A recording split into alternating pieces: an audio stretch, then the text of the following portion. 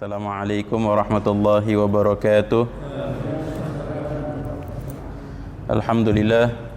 Alhamdulillahi rabbil alamin wa bihi nasta'inu ala umri dunya waddin. Wassalatu wassalamu ala sayyidil mursalin sayyidina Muhammadin khataman nabiyyin wa ala alihi wa sahbihi ajma'in. Subhanaka la ilma lana illa ma 'allamtana innaka antal alimul hakim wa tub 'alaina innaka antat tawwabur rahim. Rabbi shrah li sadri wa yassir li amri wa hlul 'uqdatam min lisani yafqahu qawli. Ma ba'du, alhamdulillah, segala puji bagi Allah Subhanahu wa taala yang senantiasa memberikan kebaikan kepada kita serta kesempatan untuk dapat menjalankan perintah Allah dan juga mempelajari daripada syariat-syariat Allah Subhanahu wa taala. Dan pada kesempatan sore hari ini di dalam kajian yang mungkin sudah lama saya baru hadir, sudah kalau 3 bulan kali 3 saja sudah 9 bulan. Jadi Masya Allah, alhamdulillah, tapi Allah Subhanahu wa ta'ala masih memberikan kesempatan agar dapat kita mengenal daripada sejarah Nabi Muhammad sallallahu alaihi wa ala alihi wa sahbihi wasallam sebagai bentuk harapan yang diharapkan oleh para sahabat-sahabat Nabi. Ya, di antaranya Sayyidina Sa'ad bin Abi Waqqas radhiyallahu anhu mengatakan, kunna nu'allimu auladana maghazi Rasulillah sallallahu alaihi wasallam kama nu'allimuhum suratan minal Quran. Kami mengajarkan anak-anak kami pentingnya mengajarkan atau mengenalkan sejarah perjuangan Rasulullah sallallahu alaihi wasallam sebagaimana mengajarkan kepada mereka pentingnya untuk dapat bisa membaca Al-Quranul Karim, menghafalkan surat-surat pendek di dalam Al-Quran, mempelajari tajwid, tafsir dan sebagainya. Artinya segala hal yang berkaitan dengan Al-Quran. Dan ini suatu hal yang sangat penting bagi kita, bagi umat Islam, mempelajari Al-Quran. Dan para sahabat radhiyallahu anhum yang dimana mereka merasakan langsung perjuangan Nabi, sejarah Nabi, dan mereka turut daripada bagian tarikh atau sejarahnya Rasulullah sallallahu alaihi wasallam, maka mereka menjaga betul untuk mengingatkan kepada anak-anak mereka yang dalam posisi tabi'in, karena zamannya enggak jauh dari zaman Nabi. Ya, bahkan dengan zaman yang begitu dekatnya, tapi sangat memperhatikan untuk mengenalkan kepada anak-anak mereka daripada sejarah Rasulullah sallallahu alaihi wasallam.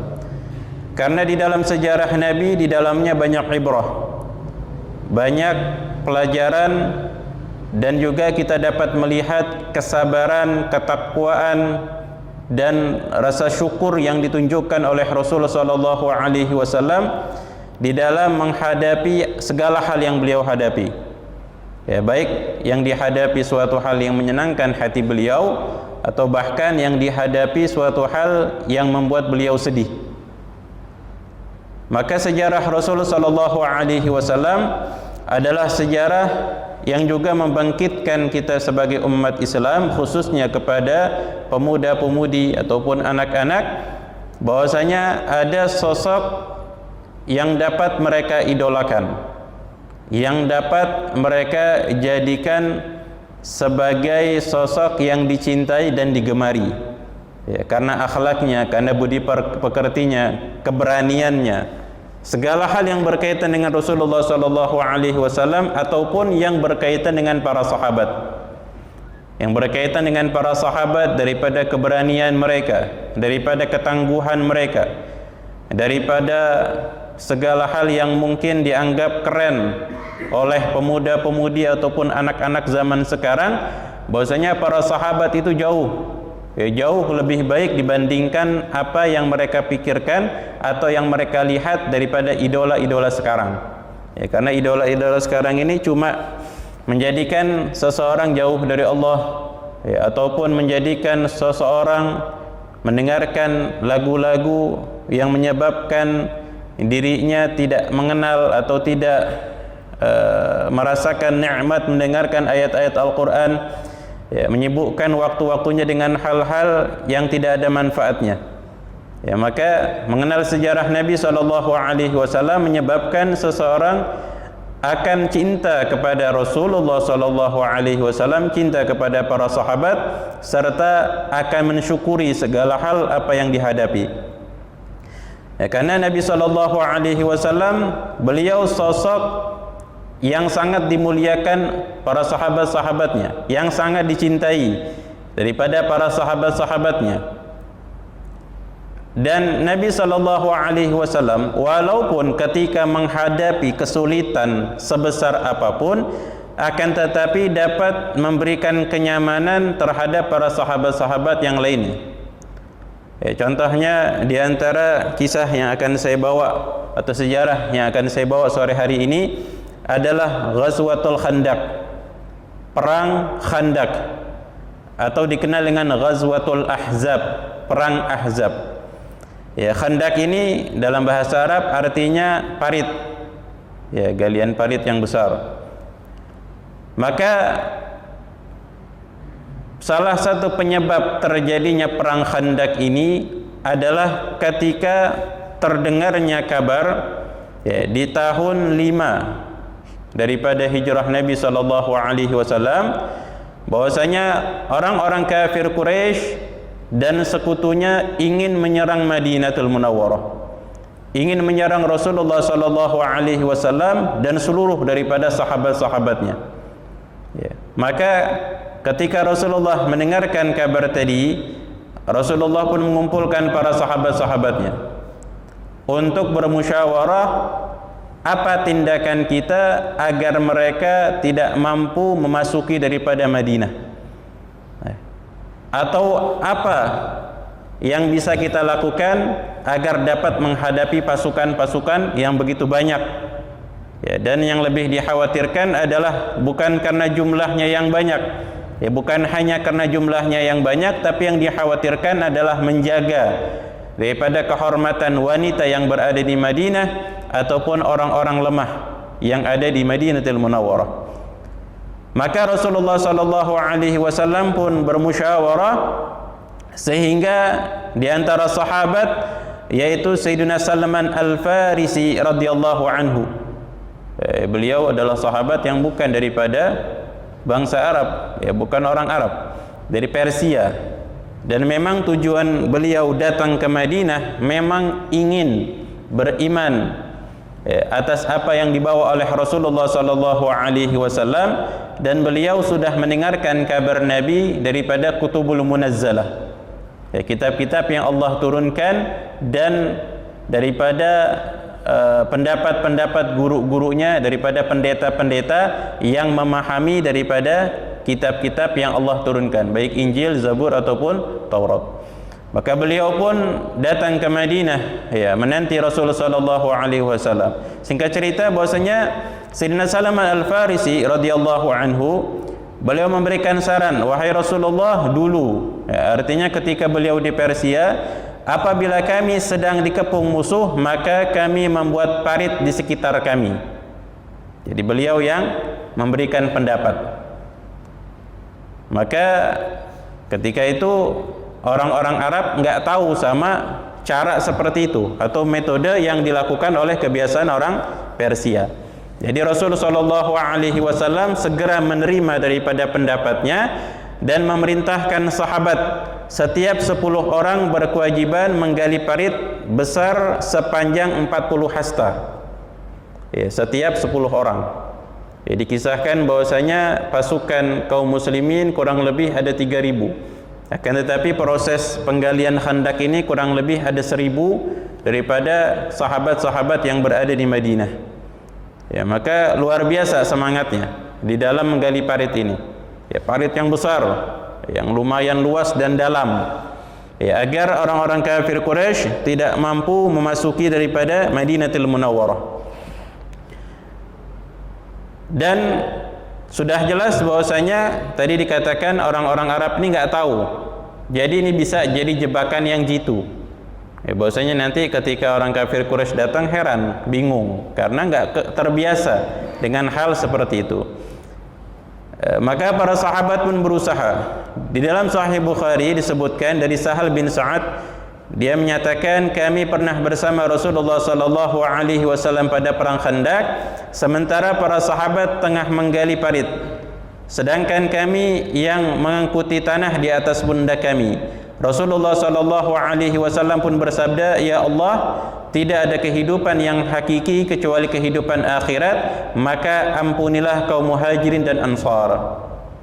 Ketika Rasulullah sallallahu alaihi wasallam datang ke Khandaq, di dalam riwayat lain dari Anas bin Malik radhiyallahu anhu, melihat sahabat Muhajirin, sahabat Ansar sedang berkumpul menggali parit, maka Rasulullah sallallahu alaihi wasallam pun mendoakan mereka atau menyatakan di dalam kalimat seperti bait syair, Allahumma innal 'aisha 'aishul akhirah faghfir lil ansari wal muhajirah. Ya Allah, sesungguhnya kehidupan yang hakiki, kehidupan yang nyata, yang abadi adalah kehidupan akhirat. Maka ampunilah daripada kesalahan-kesalahan sahabat Al-Ansar dan sahabat Al-Muhajirin. Dan para sahabat pun ketika mendengar apa yang diucapkan oleh Nabi sallallahu alaihi wasallam, mereka menjawab, lahu nahnu alladhi bay'u Muhammada 'alal jihadi ma baqina abada. Dijawab dengan syair, kami adalah orang-orang yang telah berbaiat kepada Nabi Muhammad sallallahu alaihi wasallam untuk terus berjihad selagi kami hidup. Ya, artinya akan terus berjuang menegakkan agama Allah Subhanahu wa taala selama kami masih diberikan kesempatan oleh Allah Subhanahu wa taala. Dan disebutkan pula dari Barra bin Azib radhiyallahu anhu, beliau berkata, aku melihat Rasulullah sallallahu alaihi wasallam menggali parit. Jadi Rasulullah bukan hanya sekedar memerintahkan, tapi beliau juga turun menggali parit hingga banyak debu yang menempel di kulit perut beliau yang banyak bulunya. Ya, karena tubuh Nabi sallallahu alaihi wasallam dikenal tubuh yang sangat indah, kekar. Ya, dan keadaan ketika menggunakan pakaian seperti syal ataupun sorban terlihat sebagian daripada bagian tubuh Nabi sallallahu alaihi wasallam. Ya, bukan seluruhnya dibuka pakaian, enggak, tapi terlihat daripada bagian tubuh Nabi sallallahu alaihi wasallam. Maka Rasulullah sallallahu alaihi wasallam pun melantunkan daripada syair-syair, daripada syair Ibnu Rawahah. Ya, sambil menggali daripada parit tadi atau tanah tadi, Allahumma laulaka mahtadaina wa la tasaddaqna wa la sallaina fa anzilan sakinatan alaina wa thabbitil aqdama in laqaina innal ula qad baghaw alaina wa in aradu fitnatan abaina. Ya Allah, kalau bukan hidayah darimu, maka tidak mungkin kami dapat bersedekah dan melaksanakan salat. Maka turunkanlah sakinah, ketenangan. Turunkanlah sakinah, ketenangan kepada kami, dan mantapkanlah kami apabila kami menghadapi musuh-musuh kami, menghadapi kaum kafir, kaum musyrikin, maka mantapkanlah kami, kuatkanlah kami.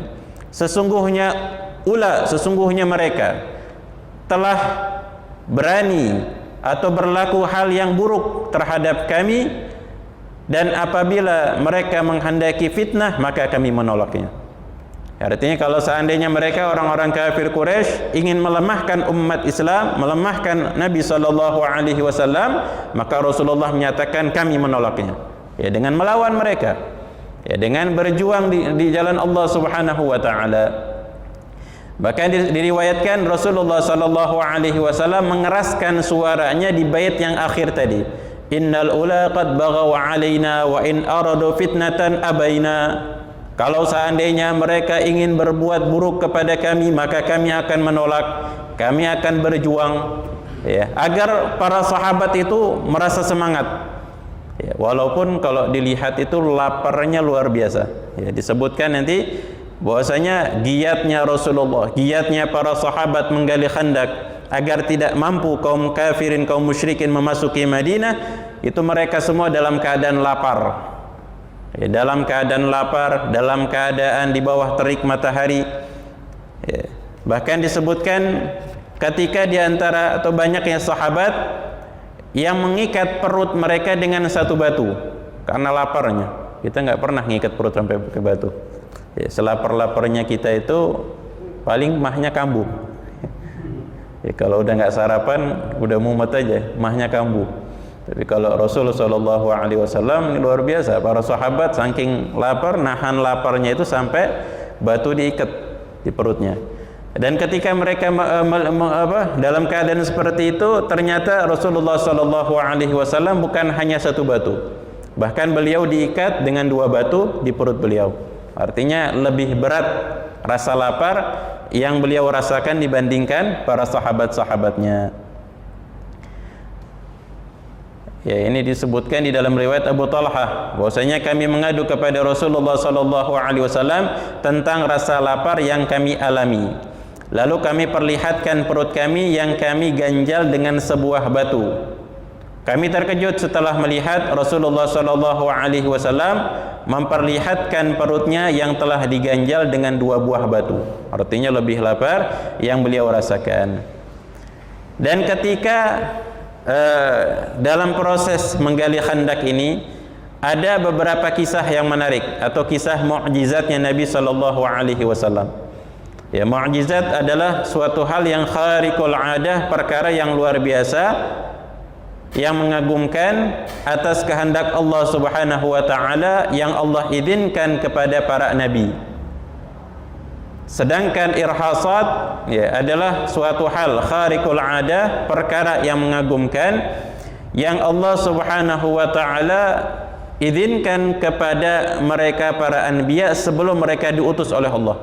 Artinya ketika para nabi masih kecil, ada suatu hal yang mengagumkan, hal yang luar biasa. Seperti kisah Nabi Allah Isa alaihi salam.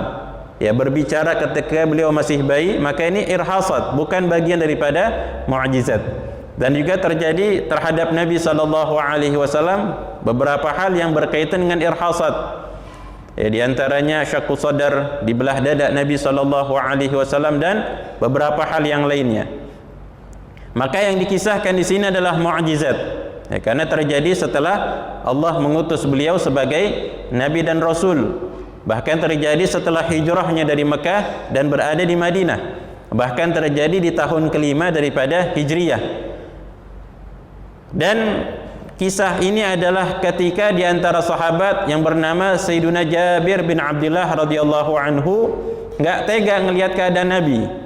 Yang lihat keadaan Nabi yang sangat lapar, beliau enggak tega. Walhasil beliau pun kembali ke rumah. Ya, pulang ke rumahnya, bertanya kepada istrinya apakah ada makanan di rumah. Maka dikabarkan bahwasanya ada seekor kambing yang masih kecil dan juga ada 1 sa' daripada gandum, ya kurang lebih 2,5 kilogram. Ya, disebutkan di dalam riwayat Bukhari hadis ini. Maka kemudian istrinya nyampain ke Jabir radhiyallahu anhu, wahai Jabir, engkau kabarkan Nabi agar makan ke rumah kita, tapi bisikin. Ya, jangan ngomongnya kuat-kuat, nggak enak sama sahabat yang lain. Karena jumlahnya banyak, ada 1000 sahabat. Sedangkan makanan yang ada di rumah ini cuma cukup kurang lebih 4-5 orang aja, biar kenyang. Artinya biar Nabi bisa makan dan mengisi tenaga beliau dan sahabat-sahabat yang dipilih oleh Nabi SAW. Maka Sayyidina Jabir ya dikasih tahu sama istrinya, maka beliau pun menjaga. Ya, jangan sampai nanti pulang dimarahin sama istri. Ya, diomelin gara-gara nyampeinnya kuat-kuat. Maka beliau pun datang kepada Rasulullah SAW, bisikin, ya Rasulullah, di rumah ada makanan. Ya, maka kami mengundang engkau dan beberapa sahabat yang engkau pilih. Walhasil disebutkan ketika Rasulullah SAW dikabarkan diundang makan tadi, namun justru Nabi SAW ya, berdiri di atas sebuah batu, ya menaiki batu yang agak besar. Maka beliau pun berteriak, ya ahlal khandaq, kalian semuanya diundang Jabir untuk makan di rumahnya. Allah. Ini yang diundang ada 1.000 orang. Ya, 1.000 orang. Makanan cuma cukup 4-5 orang. Yang diundang ada 1.000 orang. Tapi ya namanya yang ngungkapin ini Rasul sallallahu alaihi wasallam, maka enggak ada keraguan di dalam hati Sayyidina Jabir bin Abdullah radhiyallahu anhu. Cuman ya ada rasa takut-takut dikit aja, takut dimarahin sampai rumah. Walhasil ketika itu Rasulullah sallallahu alaihi wasallam menyatakan jangan engkau sentuh ya makanan, ya jangan dulu disentuh atau dimasak, maka Rasulullah akan datang dan membantu proses memasak. Maka Rasul sallallahu alaihi wasallam pun datang ke rumah Jabir radhiyallahu anhu, meminta izin masuk, mengucapkan salam dengan adab akhlaknya Nabi. Lalu beliau meminta izin untuk ke dapur, ya membantu membuat masakan demi masakan, dan mengundang ya beberapa sahabat masuk ke rumah Jabir radhiyallahu anhu makan sampai kenyang. Maka keluar, datang lagi rombongan lain, makan sampai kenyang. Keluar, datang lagi rombongan lain, makan sampai kenyang. Terus sampai seluruh sahabat yang ada di Khandaq semuanya makan sampai kenyang. Sampai Rasulullah sallallahu alaihi wasallam pun makan sampai kenyang. Dan sahabat Jabir radhiyallahu anhu makan sampai kenyang. Keluarganya semuanya makan sampai kenyang. Dan ketika ya, dilihat disebutkan semuanya sudah kenyang, terlebih lagi masih tersisa sepanci daging dalam keadaan tertutup seperti belum terjamah. Jadi makanan yang tadi disiapkan itu ketika diangkat ya, di dalam panci dilihat kayak belum ada yang ngambil. Di antara mukjizat yang Allah Subhanahu wa taala tunjukkan kepada Rasulullah sallallahu alaihi wasallam, berikan kepada Rasulullah sallallahu alaihi wasallam. Dan adonan roti gandum tadi pun sama, ketika dilihat ternyata masih seperti itu, enggak berkurang. Dikisahkan juga daripada kisah saudari Nu'man bin Bashir radhiyallahu anhu ketika membawa sekeranjang kurma untuk diberikan kepada ayah dan pamannya. Artinya ini enggak banyak kurmanya, cuma cukup untuk 2 orang. Walhasil ketika berjalan nggak sengaja berpapasan sama Rasulullah. Rasulullah nanya, apa yang dibawa? Kurma ya Rasulullah. Coba saya minta beberapa butir. Dikasih beberapa butir kepada Rasulullah sallallahu alaihi wasallam, maka Rasulullah meletakkan kurma-kurma tadi di atas bajunya. Artinya seperti dibungkus ya dengan kain atau pakaiannya, dibungkus. Lalu Rasulullah memanggil seluruh daripada sahabat yang sedang menggali parit, seluruhnya. Ya, sebutkan, tapi anehnya seakan-akan kurma itu tidak ada habis-habisnya. Ya, kurma yang jumlahnya sedikit tadi diambil sahabat yang begitu banyak, gak berkurang. Gak berkurang, bahkan ketika semua sahabat yang menggali parit telah beranjak dari sisi Nabi sallallahu alaihi wasallam, kurma itu masih berjatuhan dari ujung bajunya Nabi. Jadi luar biasa. Ini panen kurma. Tapi mukjizatnya Rasul sallallahu alaihi wasallam. Yang di antara yang lain ya, disebutkan bahwasanya ketika kami sedang menggali parit, ya, di antara sahabat meriwayatkan dalam perang Khandaq kami menemukan tanah yang sangat keras. Menemukan tanah yang sangat keras seperti batu. Kalau kita lihat sahabat-sahabat Nabi ini luar biasa kekuatannya, hebat-hebat semua. Tandanya yang dihadapi tanah keras ini ya benar-benar keras. Benar-benar keras. Ya, artinya palunya atau mi'wal ataupun cangkulnya itu enggak mampu untuk memecahkan daripada batu tadi. Serta ketika udah bingung para sahabat tadi untuk mecahin batu atau pasir atau tanah yang keras tadi, ya nggak ada cara lain lagi. Akhirnya mereka datang kepada Rasulullah SAW. Maka kami mengadukan kepada Rasulullah SAW. Tiba-tiba saja beliau berkata, aku akan turun ke dalam parit. Maka Rasulullah yang turun. Lalu beliau berdiri sementara perutnya diganjal dengan batu. Saat itu kami sudah 3 hari tidak merasakan makanan. Ya, jadi Rasulullah ini mau mecahin tanah yang keras ini bukan dalam keadaan yang segar. Bukan keadaan orang yang baru bangun tidur setelah sarapan sudah minum kopi segar badannya. Ini belum, dalam keadaan lapar. Bahkan disebutkan 3 hari enggak merasakan makanan. Luar biasa laparnya.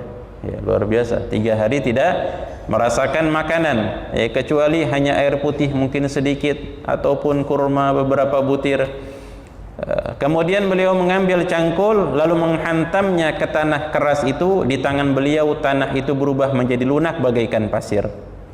Ketika Rasulullah mengangkat daripada cangkulnya, dipukul ke tanah yang keras tadi, seperti kayak kita lagi main pasir, ya ditumpukkan itu, jadiin seperti bola, kita pukul, terus langsung hancur. Ini sahabat-sahabat yang tadi luar biasa kuatnya semangatnya, ngadepin tanah yang keras itu nggak sanggup, tapi atas izin Allah Subhanahu wa taala mereka mengadu kepada Rasulullah. Rasulullah pukul sekali pukul, maka seketika menjadi lunak. Ya, disebutkan dalam riwayat lain, Al-Bara' menegaskan, ketika perang Khandaq kami menemukan sebuah batu yang besar, yang keras, di salah satu parit yang tidak bisa dipecahkan dengan cangkul. Lalu kami mengadukan hal itu kepada Rasulullah sallallahu alaihi wasallam, maka beliau pun datang sambil membawa cangkul kemudian mengucapkan bismillah. Selanjutnya langsung memukul batu itu dengan sekali pukulan, kemudian mengucapkan Allahu Akbar. Ya, Allahu Akbar. Ya, di dalam riwayatnya futihat li mafatihus Syam, ya, atau Malik Syam. Allahu Akbar, telah diberikan kepadaku kunci-kunci kerajaan Syam. Demi Allah, saat ini aku benar-benar melihat istana-istananya yang penuh dengan gemerlapan. Ya, padahal di Khandaq ketika belum terjadinya peperangan, tapi Rasulullah sallallahu alaihi wasallam melihat ke depan bahwasanya Allah Subhanahu wa taala akan membebaskan daripada negeri Syam dan dikuasai atau diisi dengan negara kaum muslimin. Kemudian beliau memukul batu itu untuk yang kedua kalinya, maka terpecahlah sisi yang lainnya. Lalu beliau pun bersabda, Allahu Akbar, telah diberikan kepadaku negeri Persia. Demi Allah, aku benar-benar melihat istana kerajaannya yang penuh dengan gemerlapan sekarang ini.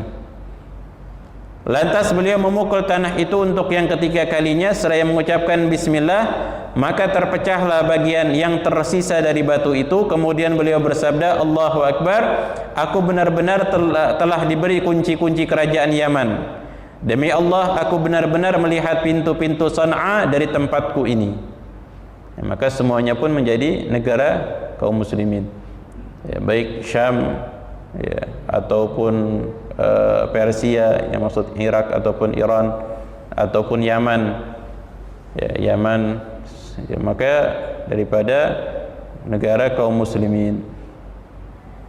Dan ini suatu hal yang sempat diragukan sama sahabat, bukan para sahabat, tapi oleh orang-orang Yahudi, ya, orang Yahudi yang mendengar daripada sabdanya Nabi, ataupun mereka kaum munafikin yang hatinya masih lemah terhadap iman.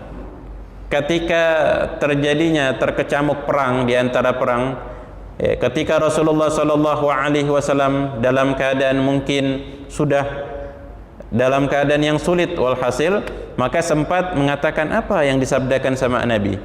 Bagaimana mungkin terjadi? Ya, bahkan kalau nggak salah diriwayatkan di dalam perang Khandaq ini, ya, ketika berkecamuknya daripada serangan-serangan kaum musyrikin dan juga orang-orang Yahudi, maka ada yang di dalam hatinya lemah keimanan mengatakan apa yang dijanjikan oleh Nabi ini suatu hal yang sulit, tidak bisa dibayangkan. Tapi ternyata Allah Subhanahu wa taala menunjukkan kebesarannya, menunjukkan kemuliaan, sehingga kita sekarang bisa melihat semuanya telah menjadi negara kaum muslimin. Ibnu Ishaq juga meriwayatkan yang serupa dengan ini dari Salman Al-Farisi radhiyallahu anhu. Maka kota Madinah ini dikelilingi oleh perbukitan, gunung-gunung dan perkebunan kurma dari segala penjuru kecuali arah utara. Ya, jadi ini sedikit menyebutkan daripada posisi Madinah. Ya, ini adalah posisi Madinah, maka posisi kaum Quraisy ataupun kaum musyrikin itu dari sebelah sana. Ya, sedangkan di belakang Madinah ini adanya daripada orang-orang Yahudi, ya, orang-orang Yahudi atau dikenal dengan Bani Quraidah, yang sudah ada ikatan perjanjian dengan kaum muslimin bahwasanya mereka tidak akan membantu daripada orang-orang kafir Quraisy. walaupun mereka sanggup masuk ke Madinah, tapi nggak bakal ngebantu daripada orang-orang kafir Quraisy. Ada perjanjian tertulis ya dengan Nabi dan para sahabat, dengan kaum muslimin. Ya, walhasil ketika datangnya daripada ya, kelompok kafir Quraisy ini, dan mereka berjumlah ada 4.000 prajurit. Ya, ada 4.000 prajurit dari Mekah, dan juga bergabung dengan suku Ghatafan. Ya, suku Ghatafan yang bersekutu dengan kaum kafir Quraisy yang berjumlah ada 6.000 tentara. Jadi keseluruhannya ada 10.000 tentara yang siap menyerang Madinatul Munawwarah. Ya, akan tetapi ketika sampai ya, di Khandaq, maka mereka pun terkejut. Ya tadi, karena nggak biasa, ini bukan kebiasaan yang dilakukan oleh bangsa Arab. Ketika membuat Khandaq ini mereka bingung, dan mereka tidak ada persiapan untuk mengepung daripada Madinatul Munawwarah. Artinya nggak ada persiapan kemahnya, persiapan pangannya, persiapan untuk makanannya, ini dan itu mereka nggak menyiapkan. Akan tetapi karena sudah merasa siap untuk menyerang Rasul dan para sahabat-sahabatnya, maka mereka pun nggak mau mundur. Mereka berusaha ya membangun kemah ala kadarnya, yang penting mengepung dan berusaha untuk melewati Khandaq agar dapat menyerang. Ya, agar dapat menyerang. Maka Rasulullah sallallahu alaihi wasallam pun berada di balik Khandaq tadi. Ya. Balik Khandaq tadi berjumlah dengan seluruh sahabatnya kurang lebih ada 3.000 pasukan. Artinya masih jauh, kurang lebih ada 7.000, mereka lebih diuntungkan daripada pasukan. Tapi kembali, ini bukan karena jumlah, tapi karena khawatir keadaan yang ada di Madinatul Munawwarah. Ya, dan juga berusaha untuk menjaga jangan sampai mereka masuk ke Madinah dan mengacak-ngacak daripada Madinatul Munawwarah. Dan ketika datangnya daripada orang-orang kafir Quraisy, mereka mengepung, ya mereka terkejut. Di situ pun ada usaha demi usaha untuk memasuki Madinah. Akan tetapi kaum muslimin sudah siap daripada pasukan panah. Ya, sudah siap pasukan panah, artinya kalau ada yang berusaha masuk, maka akan ada panah yang menuju daripada mereka. Ya, jadi nggak bisa deh, pokoknya susah bagi mereka untuk dapat melewati daripada Khandaq tadi.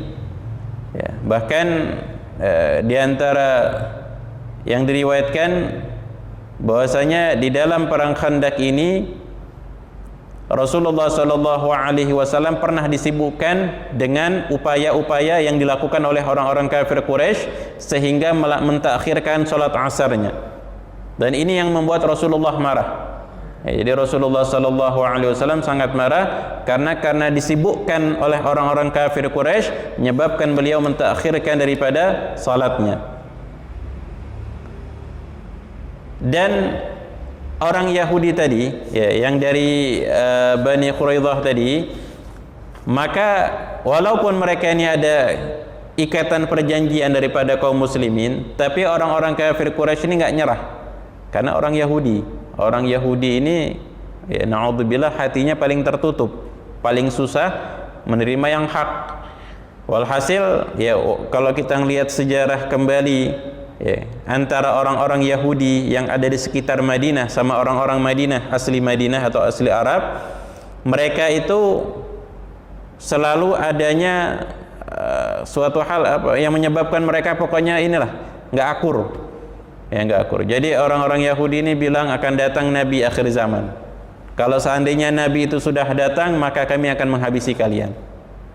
Maka disitulah salah satu penyebab kenapa orang Madinah, ya sahabat Al-Ansar, datang ke Mekah Al-Mukarramah untuk dibaiat dengan Nabi SAW dan menyiapkan tempat, ya, menyiapkan daripada segala hal yang mereka mampu untuk dia siapkan agar Rasulullah mampu hijrah ke Madinatul Munawwarah.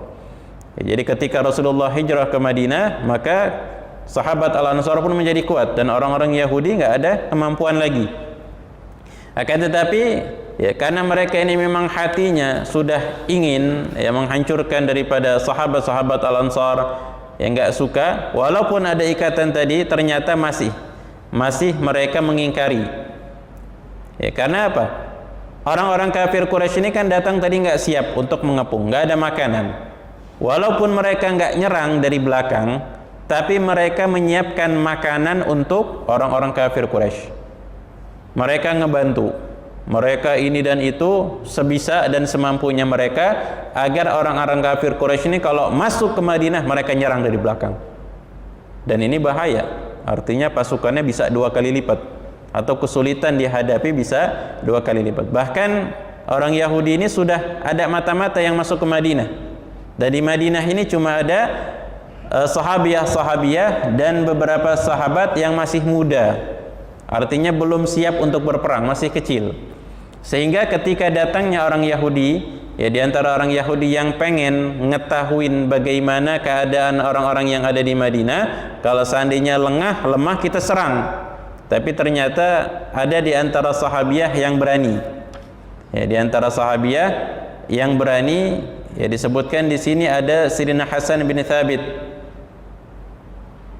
Ya, Sayyidina Hasan bin Thabit radhiyallahu anhu ketika menemani ya ataupun berada di Madinah, maka kaum wanita muslimin atau muslimah itu bilang, ayo Hasan, kalahin itu orang Yahudi. Ternyata beliau enggak mau, saya enggak berani katanya.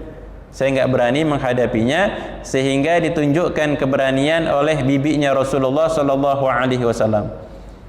Maka sahabiah tadilah yang membunuh bahkan daripada orang Yahudi tadi, agar menciutkan daripada nyali orang-orang Yahudi enggak berani masuk ke Madinatul Munawwarah. Karena kalau seandainya mereka merasa berhasil satu orang masuk, mengabarkan enggak ada orang di sana, habis sudah. Ya, bakal diserang oleh orang-orang Yahudi.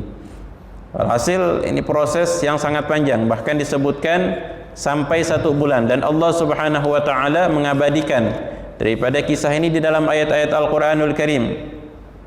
Di antaranya Allah Subhanahu wa taala berfirman, "Walamma ra'al mu'minuna al-ahzaba qalu hadza ma wa'adana Allah wa rasuluhu wa sadaqallahu wa rasuluhu wa ma zadahum illa imanan wa taslima."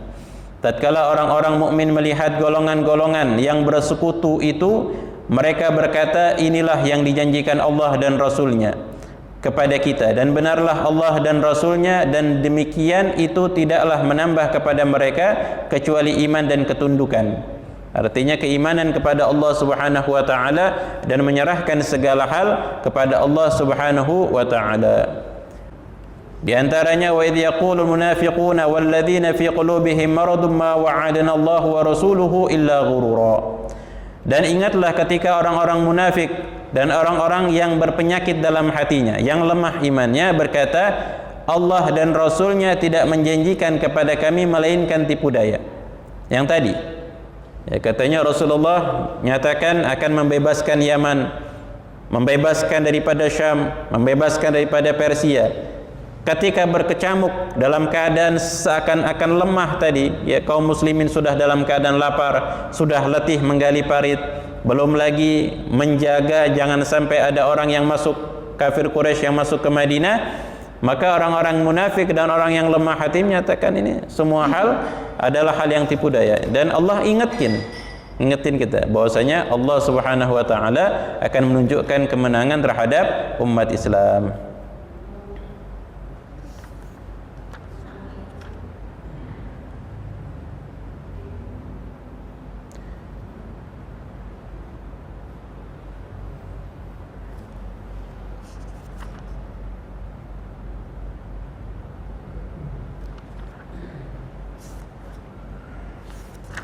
Maka ketika ya, sudah dalam keadaan yang lemah daripada kaum muslimin, karena bertahan selama sebulan ini membutuhkan tenaga yang besar. Ketika sudah bersabar bertahan, maka para sahabat minta kepada Rasulullah sallallahu alaihi wasallam untuk berdoa kepada Allah. Dan semuanya pun memohon kepada Allah Subhanahu wa taala agar Allah Subhanahu wa taala memberikan pertolongan Maka di antara doa yang dibacakan oleh Rasulullah sallallahu alaihi wasallam, Allahumma munzilal kitab, sari'al hisab, ihzimil ahzab, Allahumma hzimhum wa zilzilhum. Ya Allah yang menurunkan kitab dan yang cepat hisabnya, kalahkanlah pasukan musuh. Ya Allah, kalahkanlah mereka dan goncangkanlah mereka. Maka Allah Subhanahu wa taala mendengar doa Rasul sallallahu alaihi wasallam dan kaum muslimin, dan Allah mengabulkannya, sehingga Allah Subhanahu wa taala mengirimkan tentaranya berupa angin topan kepada kaum kafir Quraisy. Maka perkemahan militer mereka hancur porak-poranda disapu angin.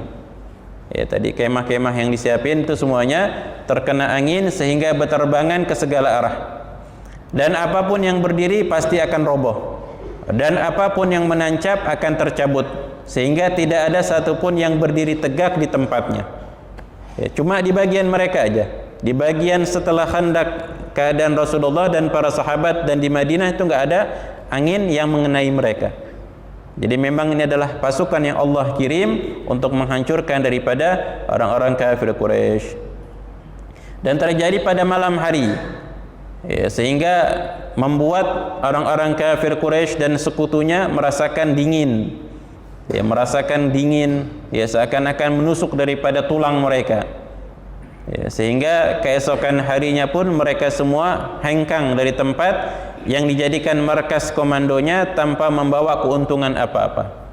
Ya, karena kalau kita lihat ini mereka itu benar-benar nggak mau pulang awalnya.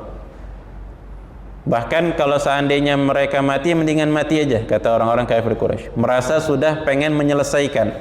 Tapi ternyata Allah Subhanahu wa taala ingin menunjukkan kebesarannya, ya. Mereka pun berusaha demi berusaha, tetap akan Allah Subhanahu wa taala memberikan pertolongan kepada umat Islam, memberikan pertolongan kepada Rasulullah sallallahu alaihi wasallam dan juga mereka yang beriman kepada Allah Subhanahu wa taala. Maka ini pun, ya, disebutkan bahwasanya sedikit daripada jumlah korban yang terjadi di dalam peperangan Khandaq, karena memang tidak ada peperangan yang terjadi secara langsung. Ya, nggak ada pertarungan fisik secara langsung kecuali panah yang melayang, ataupun hanya ada 1 atau 2 kali pertarungan fisik yang terjadi di perang Khandaq. Artinya jumlahnya sedikit, kurang lebih disebutkan ada 14 orang, 7 daripada kaum muslimin yang syahid dan 7 orang yang mati daripada kalangan kaum kafir Quraisy. Allahu a'lam. Cukup sampai sini atau maghrib yang berapa?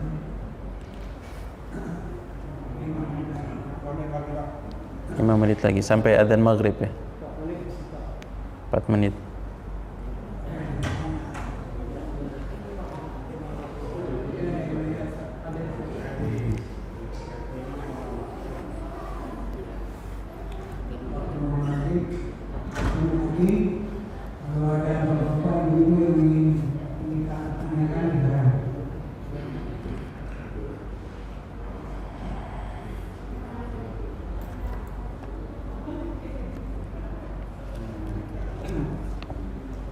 Assalamualaikum warahmatullahi wabarakatuh. Waalaikumsalam warahmatullahi wabarakatuh.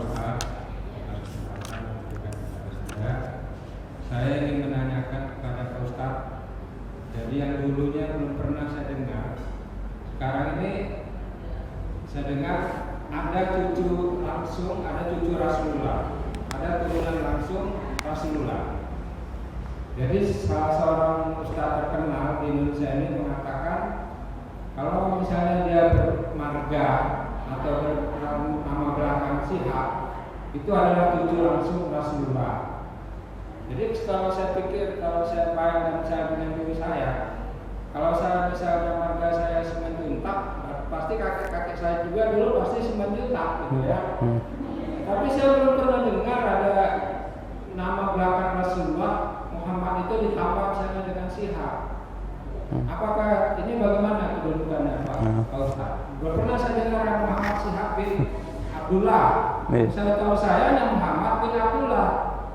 Jadi kedudukannya ini bagaimana, dan sebetulnya apa kriteria cucu Rasulullah itu sehingga seseorang bisa diklaim sebagai cucu Rasulullah?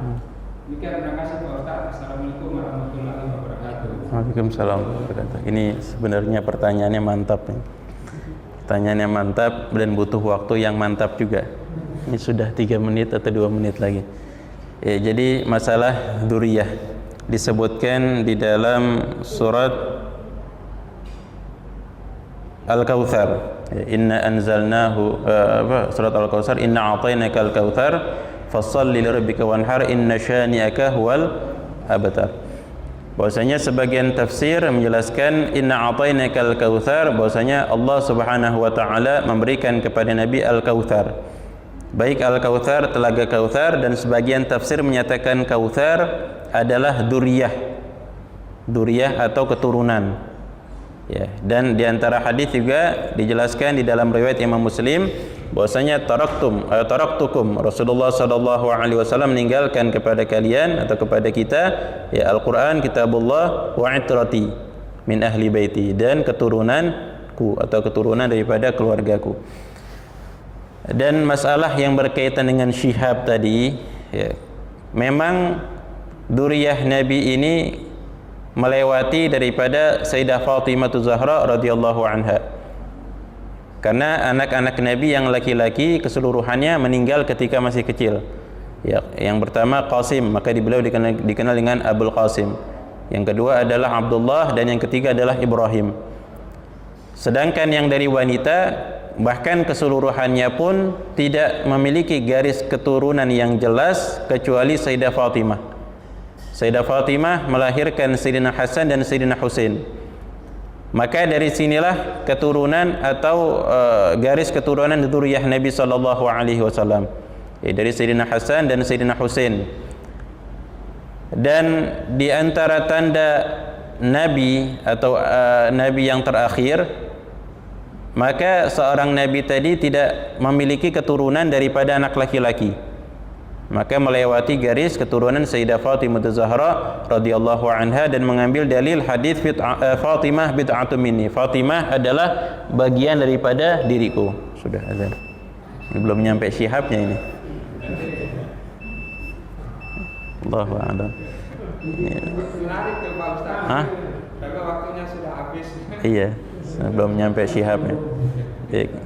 Kalau intinya kalau yang marga-marga itu bukan dari Rasul, artinya bukan dinisbahkan langsung ke Rasulullah, tapi kepada di antara ulama min dzurriyyatin Nabi dari garis keturunan Sayyidina Husain.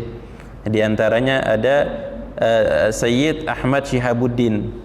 Maka dari situnya orang-orang yang marganya Syihab ini nisbahkan kepada salah seorang ulama dari dzurriyyahnya Nabi. Maka ya otomatis nyambung sampai ke Rasulullah SAW. Wallahu a'lam.